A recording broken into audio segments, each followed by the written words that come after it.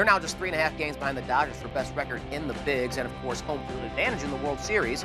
Yes, again, it is the record that now determines that, not who won the All-Star game. Tim, how important is it for the Tribe, you think, to lock up home field in the postseason? They had it last year because the American League won the Midsummer Classic, but they lost that Game 7 against the Cubs. I always want to have home field advantage because you have last licks. You get up last. And we saw last year, they even scored a run in extras against the Cubs to make that an 8-7 game. Weren't able to get over the hump, but I always want to get up last. Now, if you really look at the splits, the Indians this year have won 64% of their games on the road versus only 58% at home. But the Dodgers, on the other hand, they've won nearly 70% of their home games. And just looking at that pitching staff, you got some smart, crafty pitchers there that want to be in a National League ballpark so they can kind of meander through that lineup until obviously that 9-hole, the pitcher.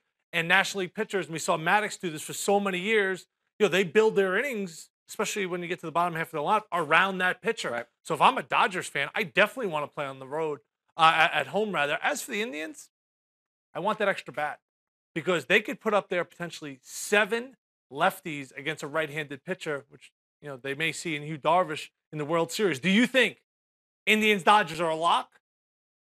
I'm still going to go with the Dodgers, even though that they have been struggling. I see Washington getting back to full health, and Bryce Harper is on his way back, and they're going to be a big-time threat. But when I look at that rotation, even though they're not pitching well right now, the Dodgers in the postseason can run out Kershaw, Darvish, Wood, Hill, and I think that is going to propel them to the Fall Classic. And it will be against the Tribe, absolutely. I think it's an exciting time right now. There's a lot of teams that if the pitching comes together, what makes the Indians so dangerous is that offense can score in so many different ways.